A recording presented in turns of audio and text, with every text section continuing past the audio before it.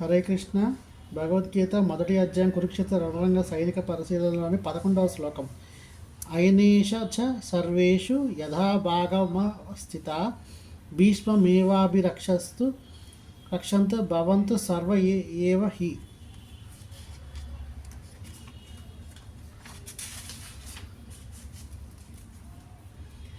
సేనావ్యూహ ద్వారములోని మీ ముఖ్య స్థానాలలో నిలిచి మీరందరూ ఇప్పుడు భీష్మ పితామహునికి సంపూర్ణ రక్షణ చేకూర్చాలి.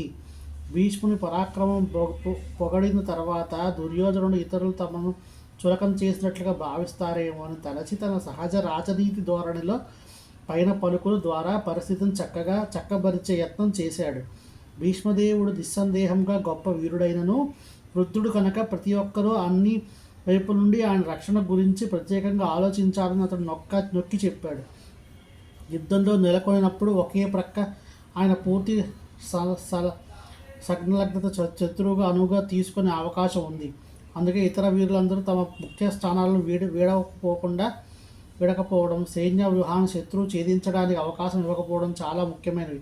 కౌరవుల విజయం భీష్మదేవుడు సన్నిధిపైనను ఆధారపడి ఉన్న దుర్యోధనుడు స్పష్టంగా తలిచాడు. యుద్ధంలో భీష్మదేవుని ద్రోణాచార్యుని సంపూర్ణ సహకారం పట్ల అతనికి నమ్మకం ఉంది. ఎందుకంటే సభలో అందరూ మహాసేనా నాయకులు సమక్షంలో నగ్నంగా నిలబడానికి బలవంతం చేసే సమయంలో అర్జునుని పత్ని ద్రౌపది నిస్సహాయ స్థితిలో వారిని న్యాయం కోరక అర్థించినప్పుడు వారు ఒక్క మాటైనా పలకలేదని అతనికి తెలుసు. ఆ ఇద్దరు సేనాలు పాండవుల పట్ల ఏదో రకమైన నమ్మకారం కలిగి ఉన్నారని తెలిసినప్పటికీ పాచికల సమయం చేసినట్లుగా వారు ఇప్పుడు దాన్ని పూర్తిగా విడిచిపెడతారని అతడు ఆశించాడు. హరే కృష్ణ.